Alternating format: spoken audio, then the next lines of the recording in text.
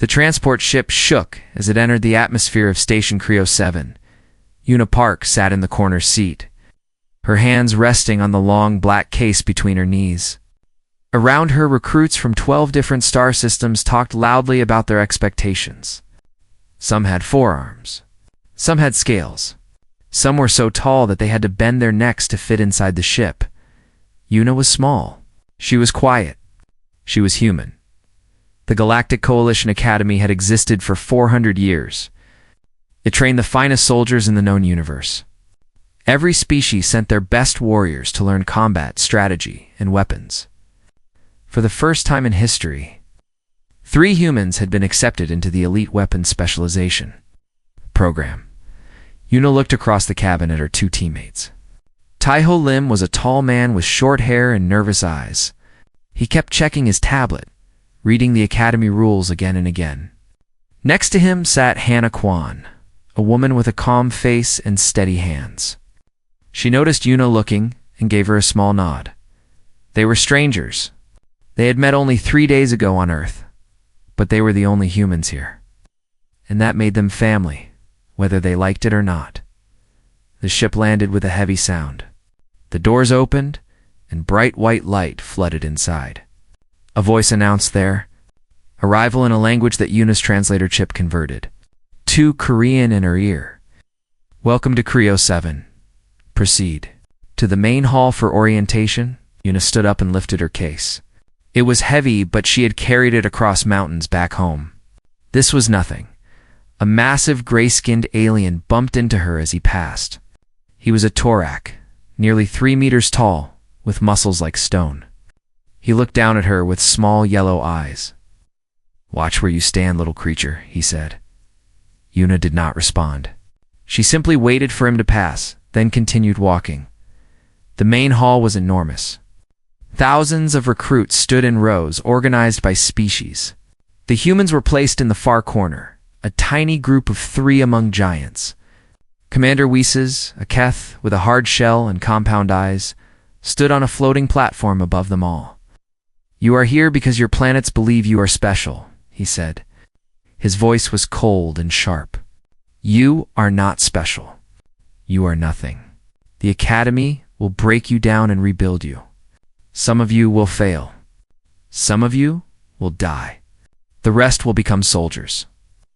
Una listened without emotion. She had heard similar speeches before. Her father had trained her since she was 6 years old. He had been a military sniper, and his father before him, and his father before him. For generations of marksmen, she knew what discipline meant. After the orientation, the recruits were sent to the armory to choose their weapons. This was the moment Una had been waiting for. The armory was a vast room filled with weapons from every corner of the galaxy. Plasma cannons that could melt steel. Pulse rifles that fired 1,000 rounds per minute. Energy blades that burned hotter than stars. The alien recruits rushed forward, grabbing the biggest and most powerful weapons they could find. Tai-Ho picked up a standard plasma rifle. It was what everyone else was using. Safe. Normal. He looked at Una and nodded toward the plasma section. "Come on. We should get the same gear as the others." Hannah also chose a plasma weapon, though she seemed less certain about it. Una walked past them. She walked past the plasma cannons and the pulse rifles. She walked to the very back of the armory, where old and forgotten weapons gathered dust on forgotten shelves. There, she found what she was looking for. A kinetic rifle, bolt action, manual scope. No computer assistance. No automatic targeting. Just metal, glass, and precision. She picked it up and felt its weight. It was perfect. "What are you doing?" Tai-Ho asked, his voice worried. Before Una could answer, a loud laugh echoed through the armory. A Valorian recruit with 4 arms and 4 eyes walked toward her. His name was Drex, and he was already surrounded by a group of admirers. "Look at this," Drex said, pointing at Una's rifle. The human brought a museum piece. "Does your species still use combustion? Do you also fight with rocks and sticks?" The other aliens laughed. Even some of the instructors smiled. Una said nothing. She carried her rifle to a workbench and began attaching modifications. A custom scope that her grandfather had designed, a wind reader that measured air movement with perfect accuracy, a stabilizing bipod made from lightweight metal, a suppressor that she had built herself in her father's workshop. The laughter grew louder. Yes. She is making it worse, someone said, adding decorations to garbage. Drex walked closer, his forearms crossed over his chest. Human, I am trying to help you. Put that thing back and get a real weapon. You will embarrass yourself in training. Una looked up at him. Her eyes were calm and dark, like deep water. Thank you for your concern, she said. But I know what I am doing. Drex laughed again. We will see. That night, Una sat alone in her small room. The walls were gray metal. The bed was hard. The window showed only the black void of space and distant stars. She placed her rifle on the bed and began to take it apart. She removed every piece, cleaned every component, oiled every mechanism. Then she closed her eyes and put it back together in complete darkness. This was the ritual her father had taught her. A sniper must know their weapon like they know their own body. Every screw, every spring, every millimeter. Patience is the sniper's breath, her father had told her when she was young. They had been lying in the mountains of Gangwon province, waiting for a target that never came. Anyone can fire 100 shots, but one shot at the right moment from the right place can change everything. One shot, one purpose. Una opened her eyes. The rifle was complete. Perfect. She thought about the aliens who had laughed at her. They did not understand. They came from species that valued power and speed and overwhelming force. Their wars were fought with massive armies and endless firepower. But humans were different. Humans had learned, over thousands of years of war, that sometimes the most dangerous weapon was not the loudest one. Sometimes it was the silent one, the patient one, the one that struck from the shadows and disappeared before anyone knew what happened. Her grandfather had fought in the last great war on Earth. He had lain in frozen mud for 3 days without moving, waiting for a single target. When he finally took the shot, he ended a conflict that had killed millions. One shot. One purpose. The aliens could laugh all they wanted. Una did not care about their opinions. She cared about results. She placed the rifle beside her bed and lay down on the hard mattress. Tomorrow, the real training would begin. Tomorrow, they would see what she could do. Or perhaps they would not see anything at all. That was the point. A true sniper was never seen. A true sniper was a ghost. And ghosts did not care about laughter. Una closed her eyes and slept deeply. Dreaming of mountains and silence and the perfect shot, the training grounds of Creo 7 were designed to break soldiers. Burning deserts that stretched for hundreds of kilometers, frozen mountains where the air itself could kill, jungles filled with creatures that hunted recruits for sport. Every environment was deadly, and every day brought new suffering. But for Una Park, the worst part was not the physical training. It was the laughter week after week. The mockery continued. During assault drills, the other recruits sprayed the targets with thousands of plasma bolts. The air filled with bright flashes and burning heat. Scorch marks covered every surface. The aliens roared with excitement, celebrating their destruction. Una stood at the back of the firing line. She raised her rifle slowly. She looked through her scope. She breathed in. She breathed out. She did not fire. Malfunction.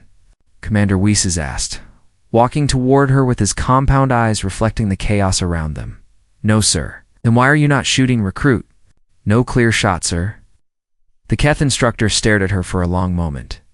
His antennae twitched slightly, which Una had learned was a sign of amusement or annoyance. Perhaps both. The targets are directly in front of you, he said. Dozens of them. How can there be no clear shot? The primary target is behind the secondary targets, sir. Shooting the secondary targets would waste ammunition and reveal my position. I am waiting for the primary target to become visible. Commander Weiss tilted his head. For a moment, something strange flickered in his eyes. But then it was gone, replaced by the same cold expression he always wore. Interesting logic, he said. Wrong, but interesting. He walked away. And the laughter from the other recruits filled the air again. Gurn. The massive Torak, who had bumped into Yuna on the first day, slammed his fist against his chest in the traditional Torak gesture of mockery. The human is afraid of noise. Her tiny ears cannot handle the sound of real weapons. Maybe she forgot how to use it, Drex added. Maybe her species is too primitive to understand advanced warfare. Yuna lowered her rifle and said nothing. There was no point in arguing. Words would not change their minds. Only results mattered, and the time for results had not yet come. At night, she sat with Hannah in the small eating area reserved for humans. The food was strange and tasteless, designed for alien bodies, but they had learned to eat it without complaint. You should use a plasma weapon, Hannah said quietly, just for training. To stop the jokes do not bother me. They bother me. They bother Tai-Ho. We are all grouped together. When they laugh at you, they laugh at all humans. Una looked at her friend. Hannah was a good person. She had a kind heart and wanted everyone to succeed, but she did not understand. I cannot change my weapon, Una said. This is not about pride. This is about what I am. I am a sniper. My family has been snipers for 4 generations. If I pick up a plasma rifle, I become nothing. Just another soldier spraying fire into the darkness? Ella, Hannah sighed. But what if you fail the program? Then I fail as myself. That is better than succeeding as someone else. Across the room, Tai-Ho sat with a group of Valorian recruits. He laughed at their jokes and drank their strange blue liquid. He had learned to blend in. He had chosen to become invisible in a different way by becoming like them. Yuna did not judge him. Survival took many forms. The weeks passed slowly. Every day brought new humiliation. During movement drills, Yuna crawled through mud while others ran. She moved slowly, carefully, leaving no trace. The instructors called her slow. The recruits called her weak. During target practice, she fired only a few rounds, while others emptied entire magazines. Her accuracy was perfect, but nobody cared about accuracy. They cared about volume. They cared about fire and destruction and overwhelming power. The human shoots like she is falling asleep, Gurn announced one day. Perhaps her species hibernates during battle. Even some of the instructors began to doubt her. One of them, a Valorian weapons master named Keth, pulled her aside after a particularly bad training session. Recruit Park, he said, I have reviewed your scores. Your accuracy is the highest in the program, but your rate of fire is the lowest. In real combat, accuracy means nothing if you cannot suppress the enemy. With respect, Sir, Yuna replied, in real combat, one perfect shot can end a fight before it begins. The instructor shook his head. You speak like a philosopher, not a soldier. War is not poetry. War is violence. The side with more violence wins. Yuna wanted to argue, but she kept her mouth closed. This was not the time. That night, alone in her room, she took out a small photograph. It showed her father and grandfather standing on a mountain ridge, their rifles slung over their shoulders. Both men had died before she was accepted into the academy. Both men had taught her everything she knew. Patience, her grandfather had told her once. The enemy will always underestimate patience. They will think you are weak because you are quiet. They will think you are afraid because you do not charge. But when the moment comes, when you finally take the shot, they will understand. By then it will be too late. Yuna pressed the photograph against her heart. She missed her family. She missed Earth. She missed the mountains and the silence and the cold morning air. But she could not go back. Not yet. Not until she proved something. The final examination was approaching. It would take place on a jungle moon called Eros 4. 47 recruits would compete in a massive combat simulation. Most would fail. Some might die, even though the targets were supposed to be holographic. This was her chance. This was the moment she had been waiting for. During the last week of preparation, Yuna stopped attending group drills. She disappeared into the Academy's simulation rooms. Studying the terrain of Eros 4, she memorized every ridge, every valley, every shadow. She calculated wind patterns and gravity. differences and the exact speed her bullets would travel in that atmosphere. Hannah found her one night, surrounded by holographic maps. "What are you doing?" Hannah asked. "Preparing. The others are practicing assault formations. Team tactics. You should be with them." Una shook her head. "I will not be with them during the examination." "What do you mean?" Una looked at her friend with calm, steady eyes. "I mean that I work alone.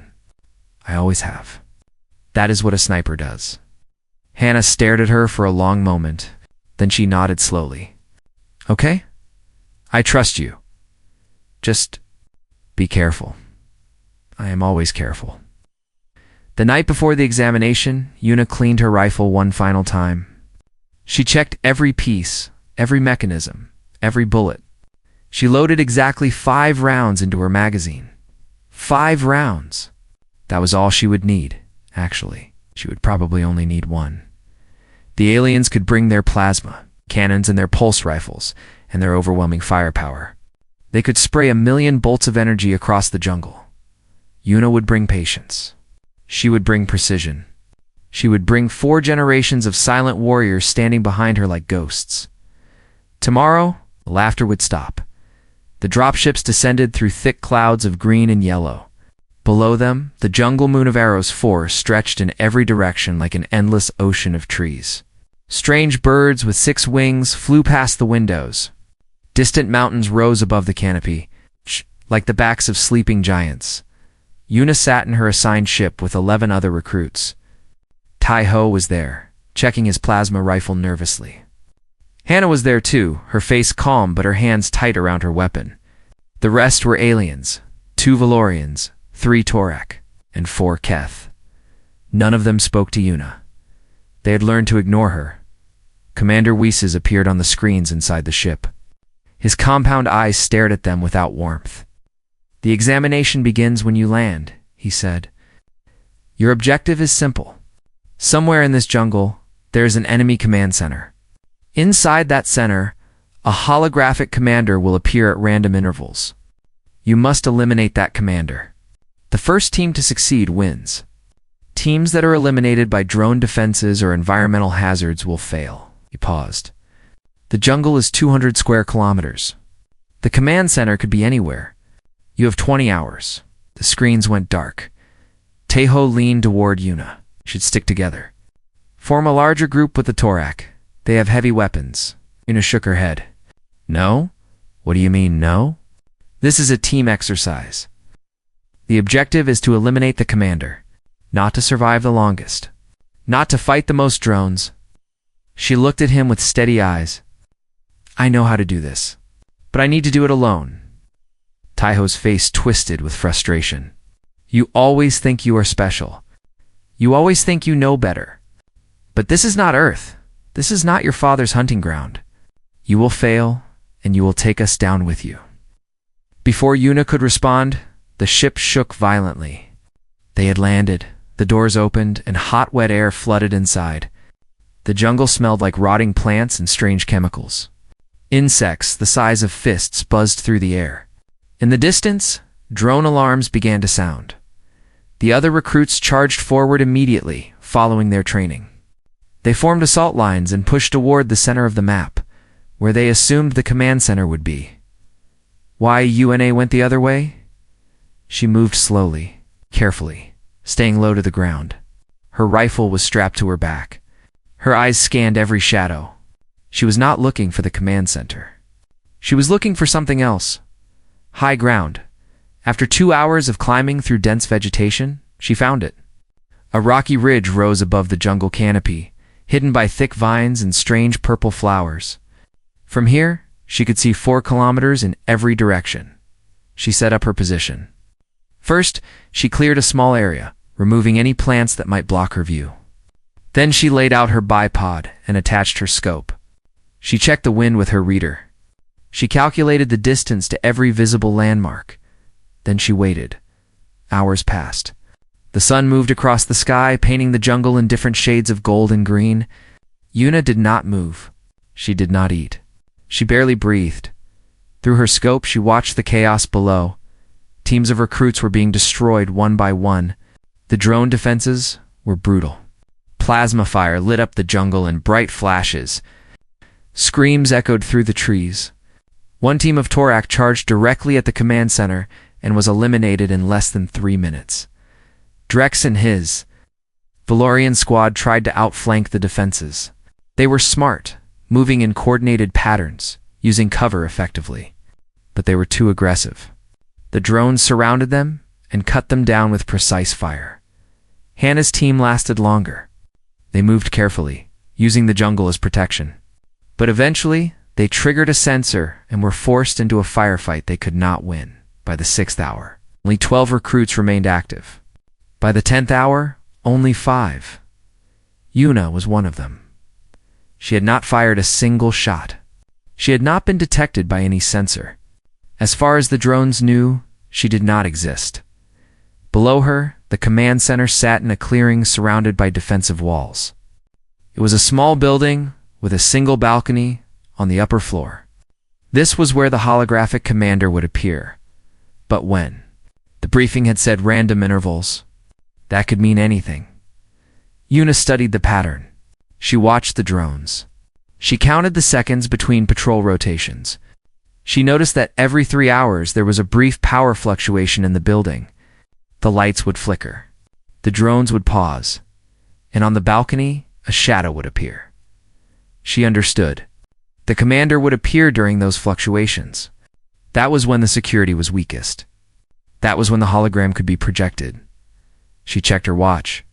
The next fluctuation would happen in 47 minutes. She made her calculations one final time. The distance from her ridge to the balcony was exactly 4,700 meters. Nearly 5 kilometers, an impossible shot for any standard weapon.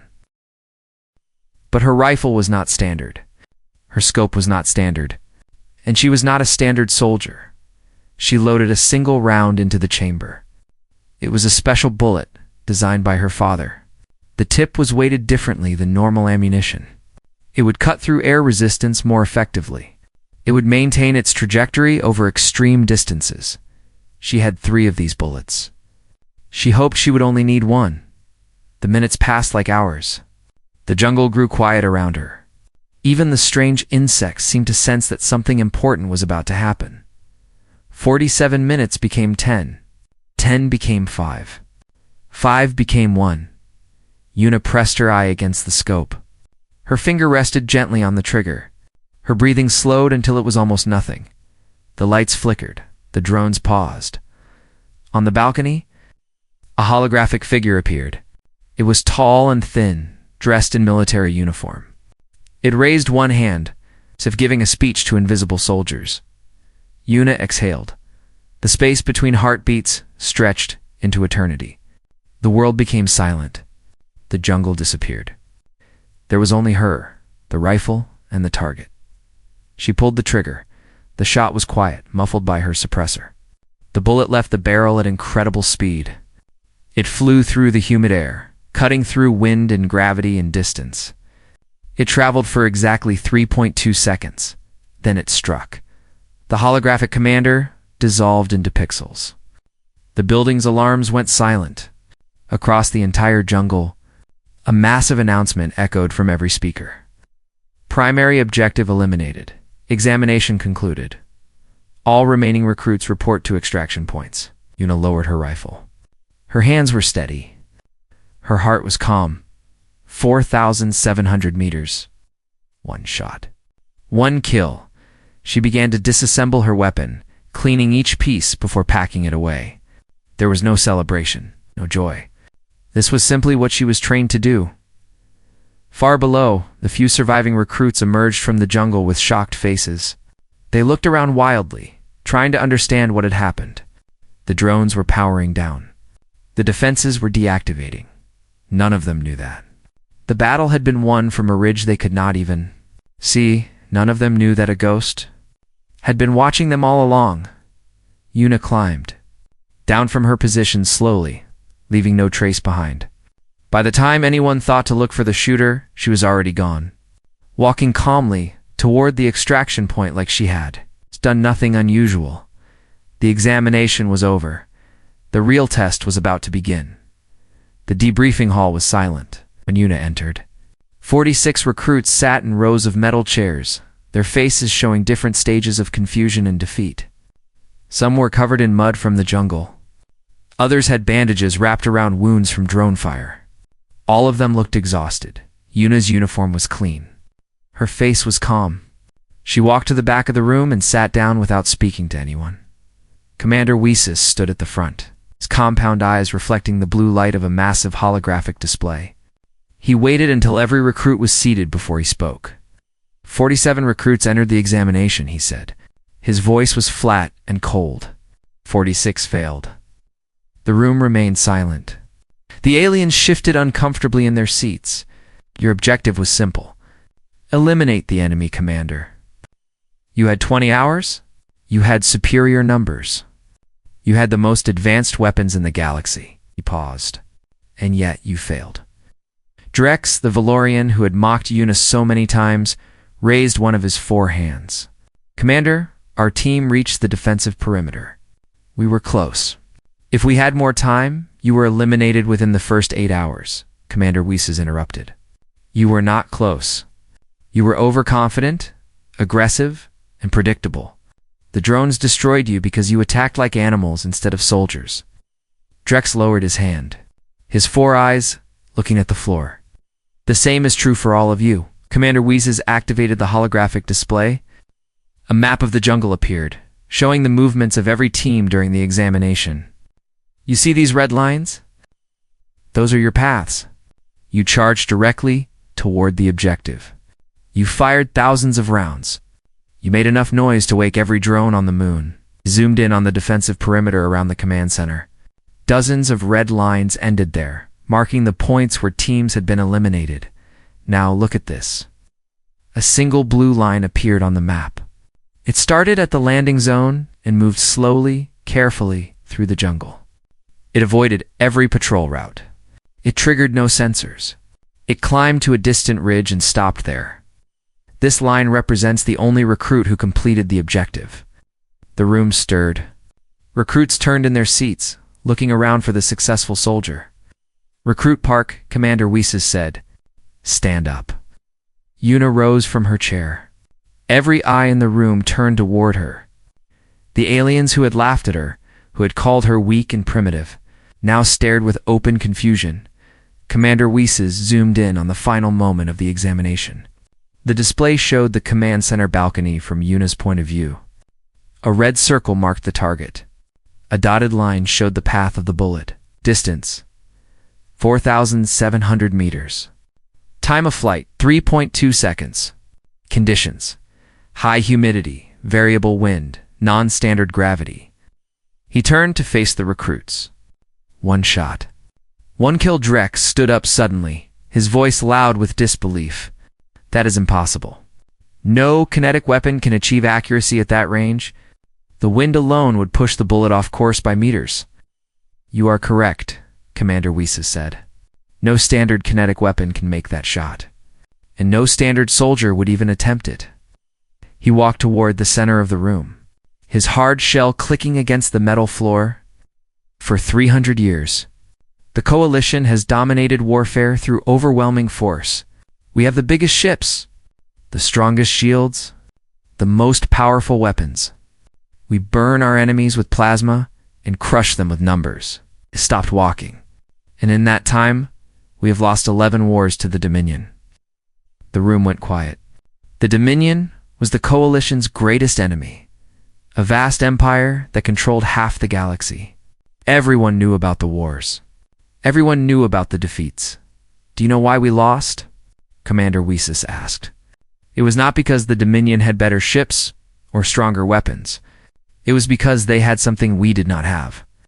He looked directly at Yuna. They had fear. He activated another display. This one showed historical footage from Coalition wars. Massive battles with thousands of ships. Armies of soldiers charging into plasma fire. Commanders standing on bridges shouting orders. The Dominion does not fear our fleets. They do not fear our armies. They know that if they survive the first wave, we will eventually run out of resources. They can wait. They can hide. They can rebuild. The display changed. It showed a single Dominion general sitting in a command bunker, surrounded by guards and defensive systems. But there is one thing they fear. One thing that keeps their leaders awake at night. The display zoomed in on the general's face. His eyes were wide with terror.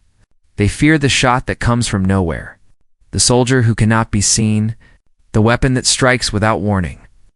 Commander Weiss turned to the recruits. They fear snipers. He let the word hang in the air for a moment before continuing.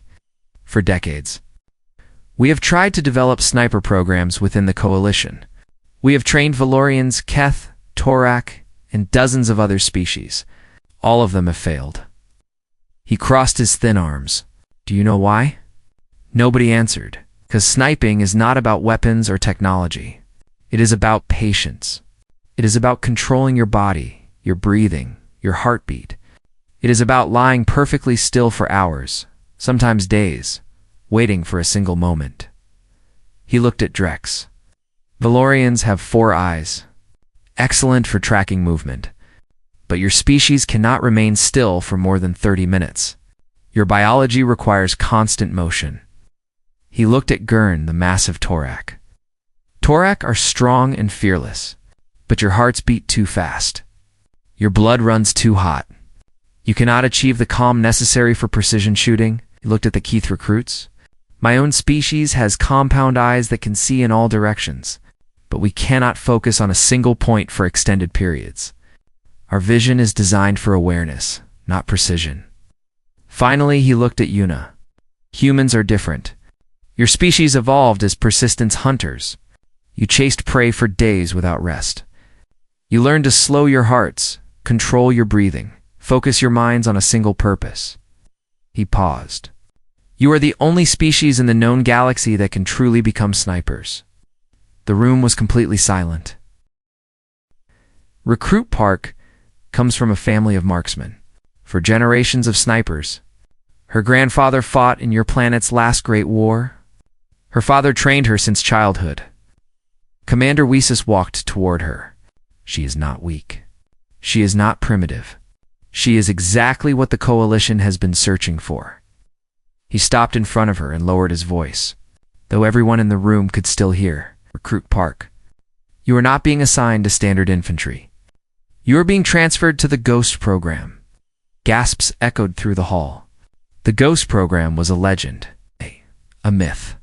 Coalition black operations, assassinations, impossible missions behind enemy lines. Most recruits believed it did not really exist. The Ghost program accepts only the finest soldiers. Commander Weiss continued. Soldiers who can do what no one else can do. Soldiers who can strike from the shadows and disappear without a trace. He looked at the other recruits. Only snipers qualify, and only humans can become true snipers.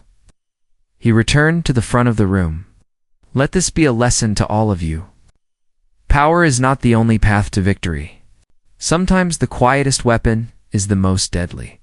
Sometimes the soldier who waits is more dangerous than the one who charges. He dismissed the recruits with a wave of his hand. As they filed out of the room, many of them looked at Yuna with new eyes.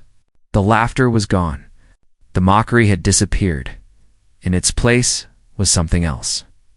Respect, and perhaps just a little bit of fear. Yuna remained standing until the room was empty. Then she picked up her rifle case and walked toward the door. Hannah was waiting for her outside. God. The Ghost program, Hannah said quietly. I have heard stories. They say ghosts never come back. Yuna looked at her friend. Some ghosts come back, she said. You just cannot see them. She walked away, carrying her rifle case, moving toward a future that no one could predict. Behind her, the debriefing hall stood empty. But the legend had just begun. 3 years had passed since the examination on Eros 4. The galaxy had changed. The war with the Dominion had grown worse. Entire planets had burned. Billions had died. The Coalition was losing. But in the shadows, something was changing. Dominion commanders were dying. Not in battle. Not in explosions or firefights. They were dying quietly, impossibly, from shots that seemed to come from nowhere. A general eating dinner in his private quarters. An admiral standing on the bridge of his flagship. A war minister giving a speech to his troops. One shot. No warning. At first, the Dominion thought it was coincidence. Then they thought it was a malfunction in their security systems. But as the deaths continued, as their leaders fell one by one, they began to understand. Someone was hunting them. They called her the Ghost of Arrows. Nobody knew her real name. Nobody knew her face. The Dominion offered a bounty worth more than most planets, but no one came forward. How could they? No one had ever seen her. The ghost had become a legend. On the Keth homeworld. The largest Dominion fleet in history was preparing for invasion. 2 million soldiers. 12,000 warships. Enough firepower to turn the entire planet into ash. Supreme Commander Voreth stood on the bridge of his flagship. The largest ship in the Dominion Navy. He was old and scarred from decades of war. He had never lost a battle. He had crushed civilizations and burned worlds. Tonight, he would add the Keth homeworld to his collection. Begin the final approach, he ordered. All ships prepare for planetary bombardment. Around him, officers moved quickly, entering commands and preparing weapons. The Keth planet hung in the view screen like a blue and green jewel. In a few hours, it would be nothing but fire and smoke. Voreth smiled. This would be his greatest victory. 12 kilometers away, in the darkness between stars, a tiny shuttle drifted silently. It had no running lights, no active sensors. It was invisible to every detection system the Dominion had built. Inside, Una Park lay on her stomach, her eye pressed against a scope that was connected to the shuttle's hull. The scope looked out through a tiny window no wider than a human hand. She had been in this position for 18 hours. Her body was cold. Her muscles ached. But her heart was calm and her breathing was slow. Through the scope, she could see the flagship. She could see the bridge. And through the bridge's viewport, she could see Commander Voreth. The distance was 12 kilometers. The shot would have to travel through the vacuum of space, then penetrate a viewport exactly 30 centimeters wide. The viewport was reinforced with energy shields. A normal bullet would bounce off harmlessly. But Una's bullets were not normal. They had been designed specifically for this mission. The tip was made of a special material that could pierce energy shields for exactly 1/10 of a second. The body was weighted to maintain stability in zero gravity. The propellant was chemical, not plasma, which meant it would work in the vacuum of space without producing a visible flash. She had 5 of these bullets. Each one had taken a year to manufacture. She would only need one. Her scope showed her everything she needed to know. The angle of the viewport, the position of the commander, the slight vibrations of the flagship's engines. She made tiny adjustments to her aim, calculating trajectories that no computer could match. This was not math. This was not science. This was instinct. This was 4 generations of silent warriors. Their knowledge flowing through her like blood. Voreth turned toward the viewport. He was raising his hand, preparing to give the final order. In seconds, the bombardment would begin. Millions would die. Why? Una exhaled slowly. The space between heartbeats became infinite. She pulled the trigger. The shuttle barely moved as the bullet left the barrel. There was no sound in space, no flash. Just a tiny piece of metal, traveling at incredible speed through the endless dark. It covered 12 kilometers in less than 2 seconds. The viewport cracked. The energy shield flickered. Commander Voreth's body jerked backward, a hole appearing in the center of his forehead. He was dead before he hit the floor.